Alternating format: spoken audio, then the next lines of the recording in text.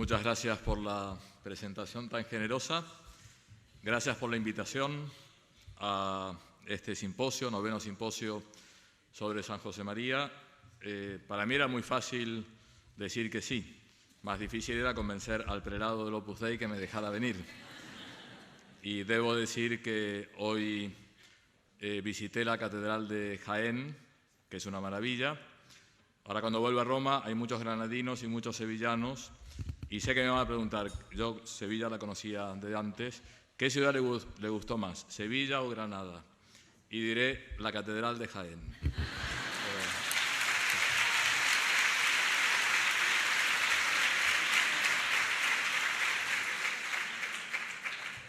Y en la Catedral de Jaén saqué dos fotos, una de San José María y otra del rey San Fernando, que es el patrono del prelado de la obra, don Fernando Caris, que vendrá la semana que viene.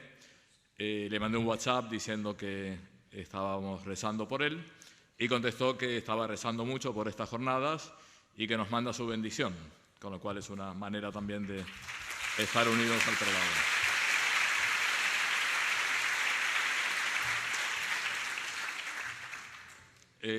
Voy a leer, pero voy a salirme del texto. No sé qué voy a hacer, vamos a ver cómo acaba. San José María fue un instrumento de Dios para transmitir un mensaje siempre actual, la llamada universal a la santidad en medio del mundo. Ahora estuve en el sínodo de jóvenes y un obispo, el obispo auxiliar de Génova, estaba delante mío, tenía que hablar él, se dio vuelta y me dijo, atenti, atención, porque esto le va a gustar a San Escribá. Y habló de la santificación del trabajo. Vocación viene de vocare, de llamar, y todos estamos llamados por Dios. Con otras palabras, todos tenemos vocación. A la pregunta, ¿yo tendré vocación al sacerdocio, a la vida religiosa, al matrimonio, etcétera? La respuesta es sí. Todos tenemos vocación. Dios no se olvida de ninguno de nosotros, de los que estamos aquí y de toda la humanidad. El Señor nos llama y la vocación nunca es individualista, no es algo simplemente para mí. Es una llamada personal, pero para darnos a Dios y por Dios a los demás. Ninguna persona y por lo tanto ningún cristiano es un átomo, un individuo totalmente autónomo, perdido en medio del universo, sino que estamos todos metidos en un entramado de relaciones.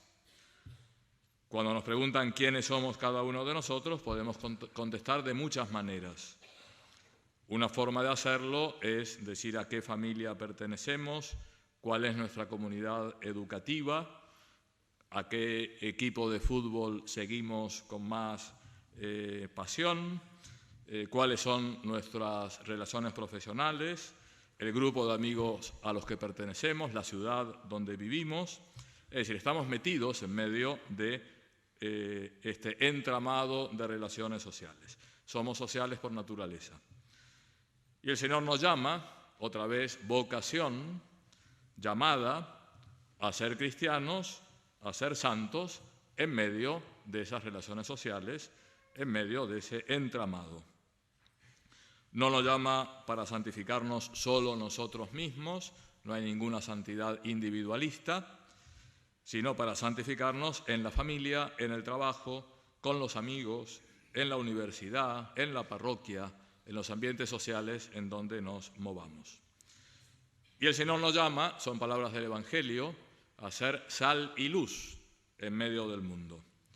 También repite tantas veces el Señor, nos invita a ser sus testigos en medio del mundo.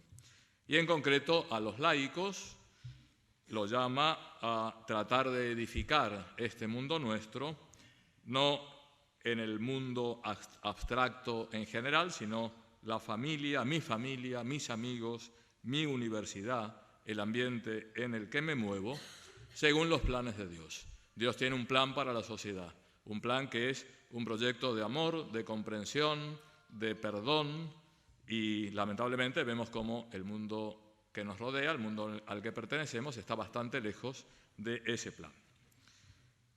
Queremos transformar el mundo, pero para transformarlo, si queremos transformarlo es para mejorarlo. Para mejorar algo hay que quererlo.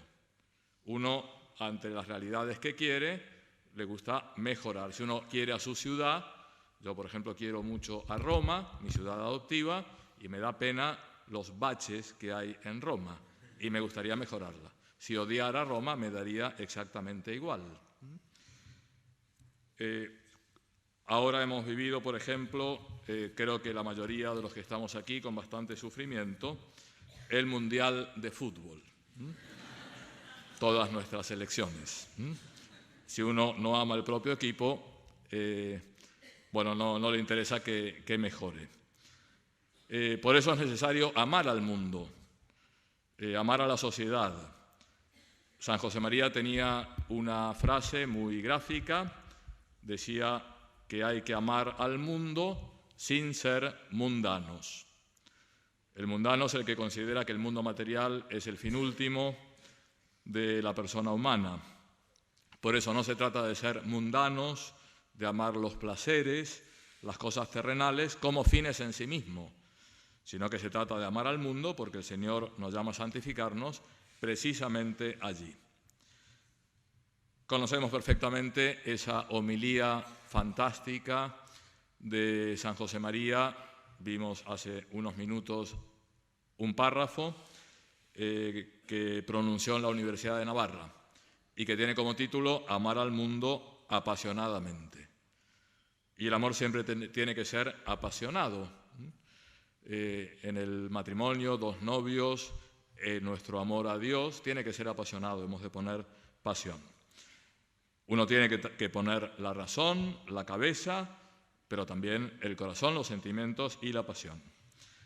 Y el verdadero amor implica precisamente querer mejorar este mundo. Por eso es importante que nos demos cuenta que en este mundo hay muchas cosas que no coinciden con el plan que Dios tiene para la felicidad de todas las personas. Y hemos de procurar remover los obstáculos para que la gente pueda realmente ser feliz. ¿Cómo podemos mejorar el mundo? ¿Cómo podemos transformar el mundo? ¿Cuál es la misión del cristiano? Mejorar este mundo es edificarlo según los planes de Dios. Entonces, en primer lugar, yo voy a seguir un poquito la pedagogía del Papa Francisco, que siempre habla de 1, 2 y 3, 3 ideas. La primera idea, que creo que es absolutamente clave, y perdón, todo lo que digo son cosas bastante obvias, pero el prelado del Opus Dei, citando a un gran filósofo de la Universidad de Navarra, Leonardo Polo, dice que cuando nos olvidamos de las cosas obvias nos va muy mal. De vez en cuando hay que recordar las cosas obvias. Entonces, en primer lugar, para transformar el mundo, tenemos que transformarnos a nosotros mismos. Tenemos que cambiar nosotros mismos. Edificar el mundo cristianamente, la clave es tener vida espiritual, vida interior, ser almas de oración, ser auténticos cristianos.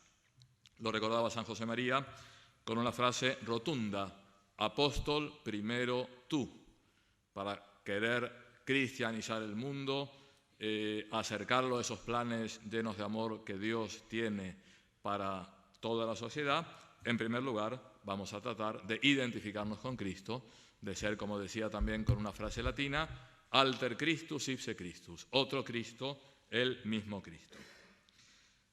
Y en esta primera idea, transformarnos nosotros, convertirnos nosotros, formarnos doctrinalmente, conocer bien el Evangelio, la doctrina, de tal modo que la podamos dar. Hay otra frase absolutamente obvia y elemental, pero que es también absolutamente cierta: nadie da lo que no tiene. Si queremos cristianizar el mundo, si queremos actuar con los amigos, hermanos, personas que entran en contacto con nosotros para que descubran la maravilla del ser cristianos, si queremos crear un mundo donde haya más justicia, donde haya paz, donde haya amor, es importante que empecemos por cristianizarnos cada uno a nosotros mismos. Yo estudié bastante la historia de América, la historia de la evangelización. Ahora estuve en la capilla en Granada, ¿cómo se llama? La Capilla Real, una maravilla. Y recordaba una carta de Colón que le escribe a Isabel la Católica, que le dice: mande por favor evangelizadores, pero en primer lugar para evangelizarnos a nosotros, porque estamos dando muy mal ejemplo. Entonces eso es fundamental, cristianizarnos nosotros mismos, no de una forma egoísta, sino sabiendo que queremos identificarnos con Cristo, formarnos muy bien para dar a los demás. Decía San José María que el gran enemigo de Dios es la ignorancia, y hoy en día hay mucha ignorancia. Un ejemplo de mi país, una de las tantas personas que está en la cárcel por corrupción se llama Lázaro Báez. Era un empresario, etc. En una clase de catecismo, el profesor explicaba la resurrección de Lázaro y un chico dijo: ¿de Lázaro Báez? No tenía ni idea de que había un personaje Lázaro en el Evangelio. Bien, con lo cual, primera idea: queremos cambiar el mundo, cambiémonos a nosotros mismos a través de la vida espiritual, de la vida interior, de la identificación con Cristo, de la formación. Un punto que puede servir de examen. ¿Cómo es mi vida espiritual? ¿Cómo es mi preocupación para formarme cada vez mejor para poder dar la verdad a los demás? En segundo lugar, para transformar el mundo es fundamental vivir lo que San José María llamaba unidad de vida, que es un concepto acuñado por él y que luego fue tomado por el magisterio de la Iglesia. En algunos documentos del Papa, ahora me viene a la memoria una exhortación de San Juan Pablo II, Christe Fidelis Laici, ahí habla de la unidad de vida. ¿Qué significa unidad de vida? Que tenemos que ser coherentes con lo que creemos. Tenemos que manifestar nuestra fe, nuestro amor a Dios, en la vida de todos los días, en la sociedad, en todos los ambientes. San José María le gustaba mucho la buena literatura y había leído mucho los clásicos españoles, y en particular a Cervantes. Alguna vez dijo que había leído las novelas ejemplares, decía que a mí no me parecen tan ejemplares, que son maravillosas. La inmensa mayoría de los que están aquí, espero que sea verdad, habrán leído Rinconete y Cortadillo, donde una serie de maleantes del AMPA, en este caso sevillana, gente de muy mal vivir, pero que tenían gran devoción al Cristo de San Agustín, y hay en concreto una señora que se dedica a robar la ropa que está tendida en las calles de Sevilla, etc., pero lo importante es ir todos los días a ponerle una vela al Cristo, porque con eso se va a ir al cielo.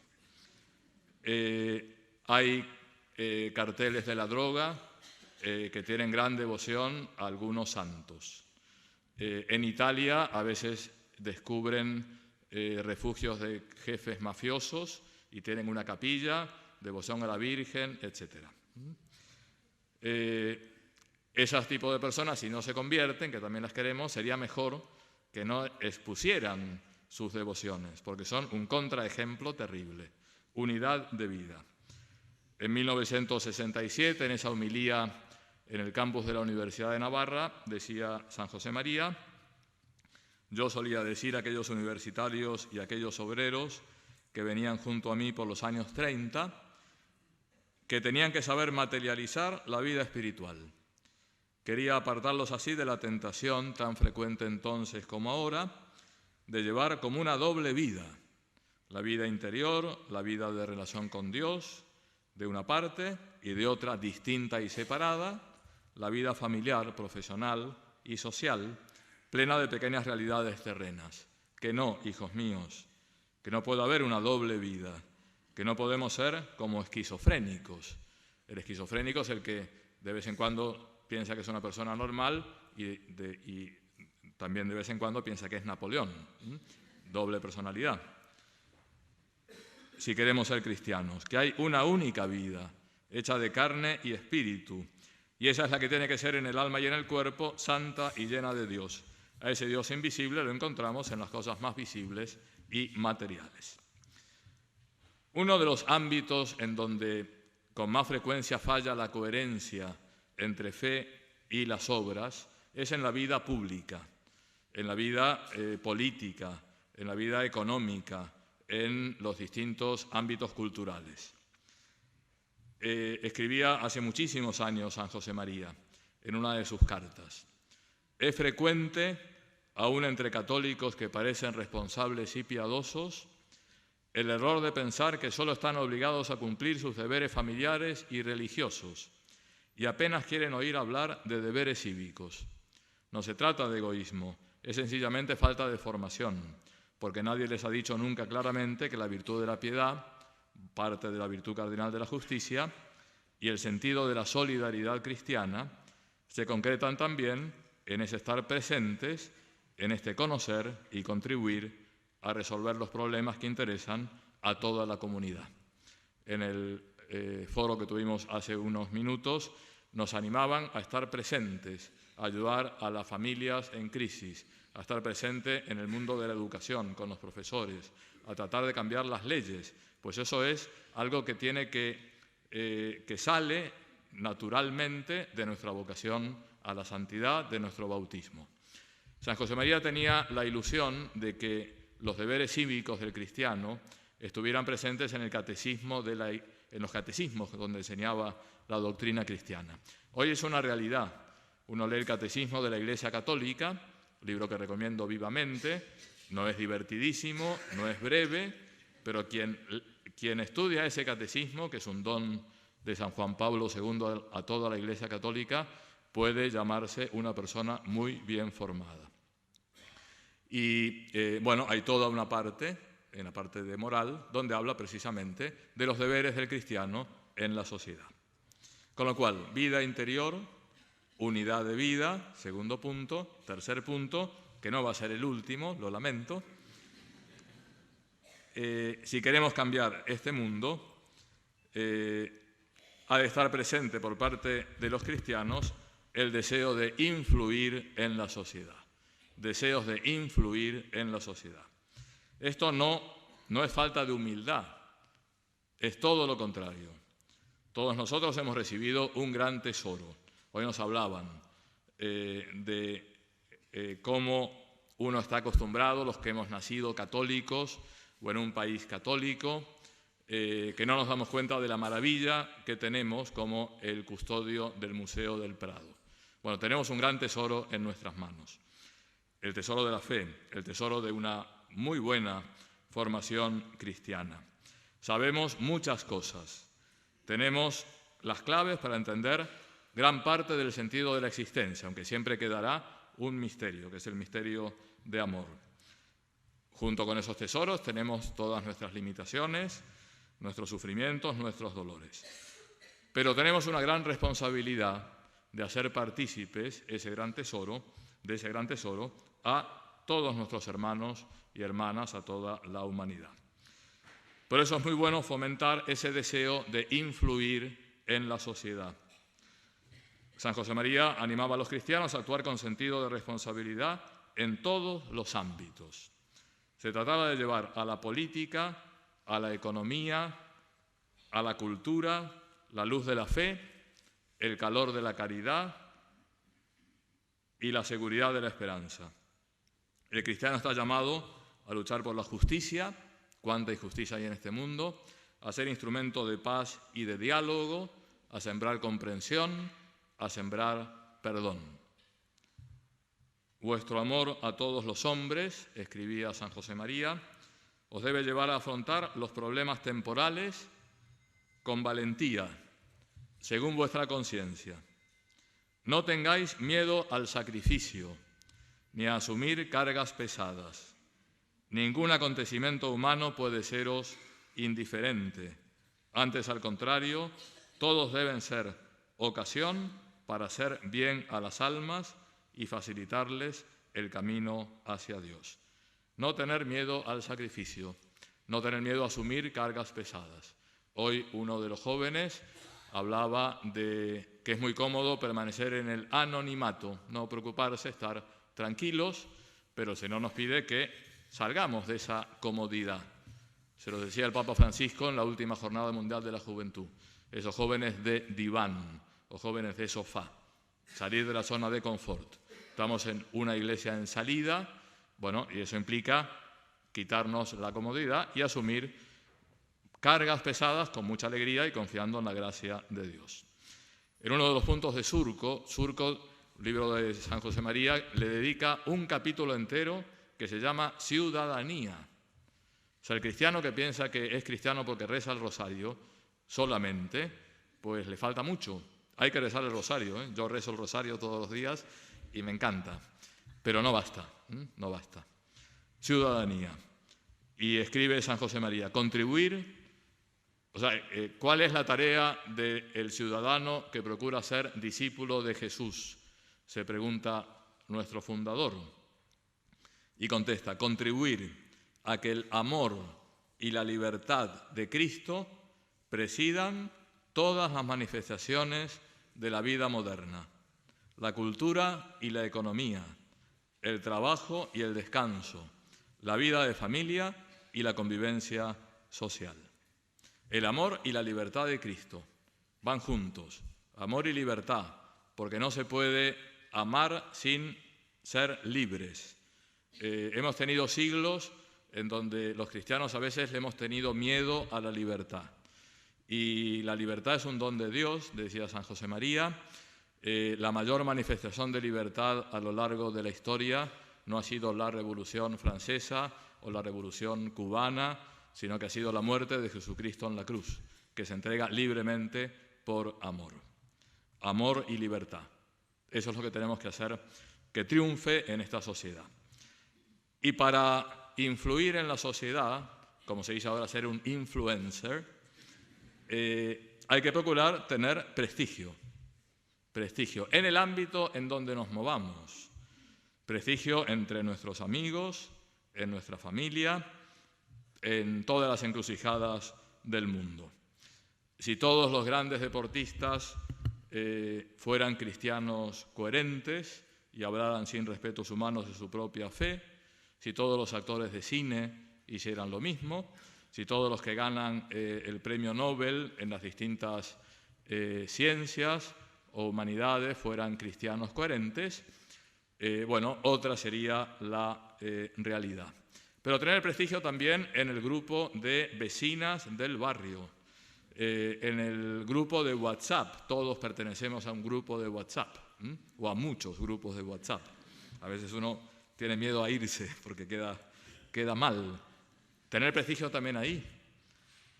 Entonces, es una invitación, nos hace San José María, a ser buenos profesionales, buenos estudiantes, buenas amas de casa, buenas madres de familia, buenos padres de familia, con el deseo de tener un gran prestigio, no por nosotros mismos, no para hacernos un pedestal a nuestra propia gloria, sino para ser más eficaces y ser mejores instrumentos en las manos de Dios. Esto es algo absolutamente necesario. Entonces, recapitulando, ya estamos más cerca del final. ¿Están cansados? Son muy buenos. Para cambiar el mundo desde dentro, hemos dicho vida interior, vida espiritual, unidad de vida, es decir, coherencia entre lo que creemos y lo que vivimos, y prestigio entre las personas que nos rodean. Los tres grandes elementos, pero quiero añadir un elemento importante de este influjo cristiano. Esto más bien no es un elemento, sino un medio, un método para vivificar cristianamente la sociedad, es la transparencia, que es una característica muy apreciada hoy en la cultura contemporánea. La gente se da cuenta cuando una persona es transparente. Y también se da cuenta, quizá con más facilidad, cuando no lo es. Dice, ¿pero qué me estás contando tú? Si te conozco, si sé lo que has hecho o lo que has dicho. Se podría llamar también a esa transparencia autenticidad.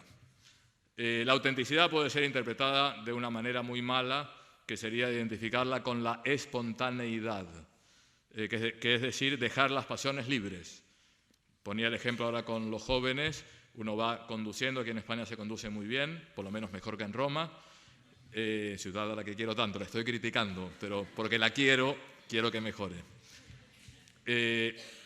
Si a uno se le cruza un coche, lo que nos sale espontáneamente es acordarnos de la madre del que conduce el coche y quizá decirle algo. Pero eso no es autenticidad, eso es ser auténticas bestias. La autenticidad cristiana es ser auténticamente cristianos, saber perdonar, etc. Transparencia y autenticidad significa manifestar sin ninguna vergüenza, todo lo contrario, con un sano orgullo de que somos cristianos. No se trata de decir solo soy cristiano, o sea, no te vas a ir a tomar una cerveza con alguien y decir, ¿qué tal? Soy cristiano, soy católico, apostólico y romano. Pero sí se tiene que notar en todo lo que hacemos que somos católicos, apostólicos y romanos, sobre todo con nuestra vida, después también con nuestra palabra. Es decir, no tener respetos humanos. Hoy todo el mundo habla de lo que tiene en el corazón sin ningún problema y no se avergüenza. Nosotros no tenemos nada de qué avergonzarnos de nuestra fe, tenemos cosas que avergonzarnos de nuestra propia vida y de nuestros pecados, pero no de nuestra fe, y tenemos que presentarla sin ningún complejo de inferioridad. A veces los católicos tenemos miedo de decir lo que pensamos y la gente está esperando que seamos verdaderamente auténticos. Y cuando la gente nos pregunta, ¿qué te parece esto?, tenemos que responder lo que verdaderamente nos parece, siendo coherentes con esa fe que vivimos. No ser siempre políticamente correctos. Tampoco tenemos que herir a nadie, ni ofender a nadie, ni buscar el martirio. Si uno lee la vida de Santo Tomás Moro, hasta que no fue imprescindible, no dijo nada del matrimonio, entre comillas, de Enrique VIII y Ana Bolena. Ya cuando no le quedó más remedio lo dijo, sabía que con eso se jugaba la vida.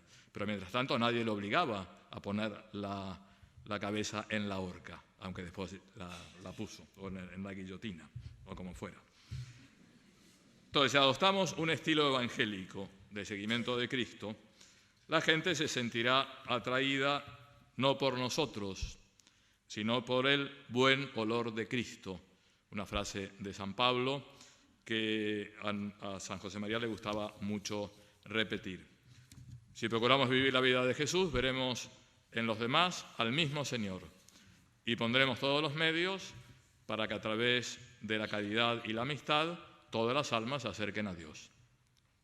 El apostolado, la misión, como habla el Papa Francisco, es la consecuencia natural del amor al prójimo. Deseamos para todos lo mejor y no hay bien más grande que nuestra amistad con Dios. Lo dice con mejores palabras San José María. La caridad es convivir con el prójimo, venerar la imagen de Dios que hay en cada hombre, procurando que también él la contemple para que sepa dirigirse a Cristo. Universalidad de la caridad significa por eso universalidad del apostolado, traducción en obras y de verdad por nuestra parte del gran empeño de Dios, que quiere que todos los hombres se salven y lleguen al conocimiento de la verdad. Falta poquito, perdón. Entonces, un verdadero cristiano, y todos aquí queremos ser verdaderos cristianos, al menos es nuestro deseo, con la gracia de Dios, procura darse a los demás en la vida corriente. Con esto vamos a transformar el mundo.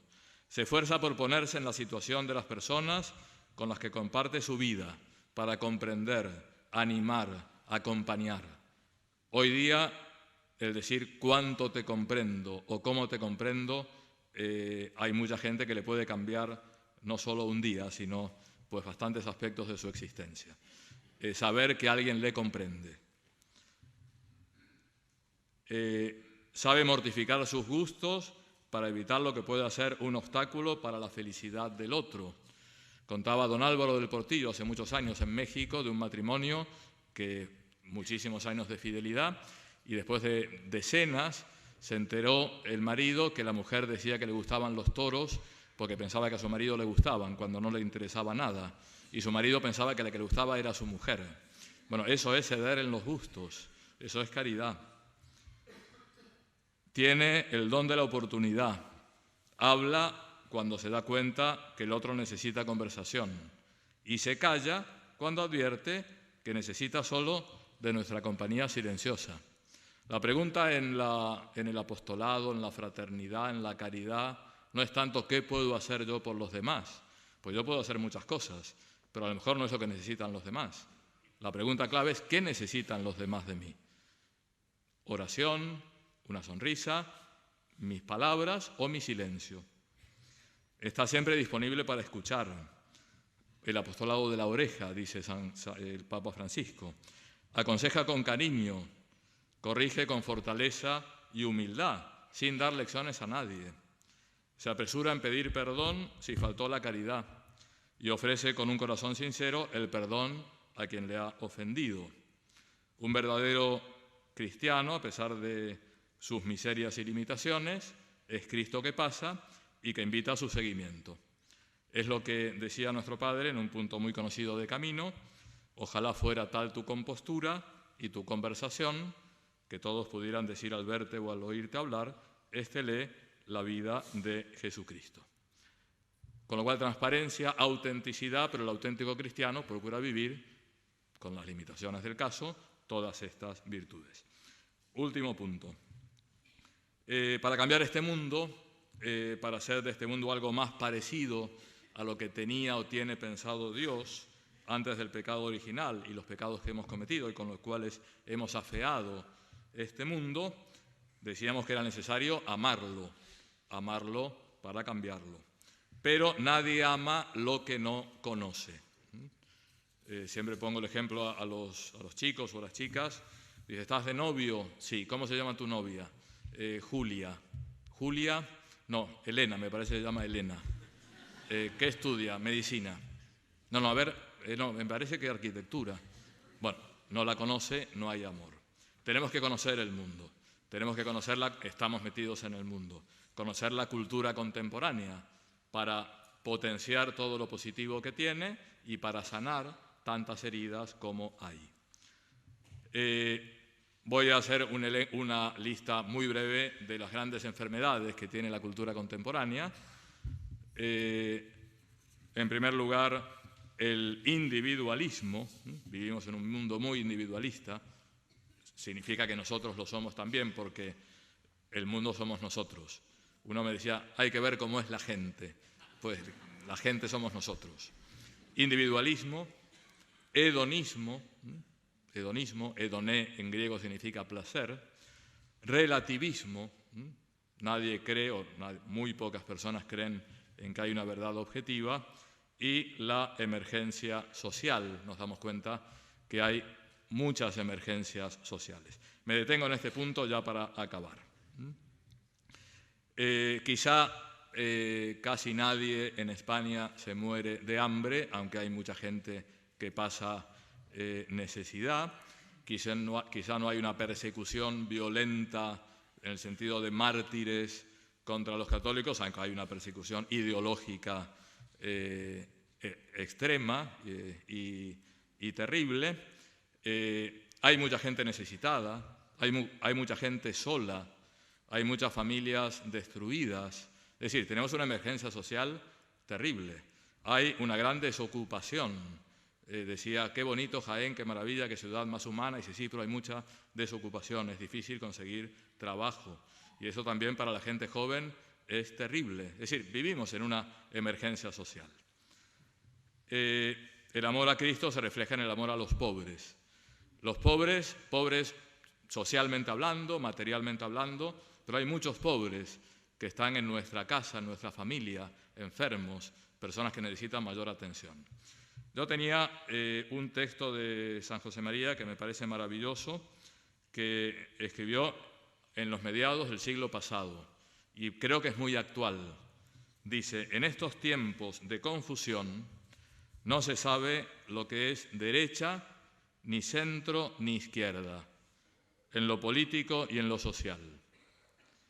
Pero si por izquierda se entiende conseguir el bienestar para los pobres, para que todos puedan satisfacer el derecho a vivir con un mínimo de comodidad, a trabajar, a estar bien asistidos si se ponen enfermos, a distraerse, a tener hijos y poderles educar, a ser viejos y ser atendidos, entonces yo estoy más a la izquierda que nadie, naturalmente dentro de la doctrina social de la Iglesia y sin compromisos con el marxismo o con el materialismo ateo, ni con la lucha de clases anticristiana, porque en estas cosas no podemos transigir.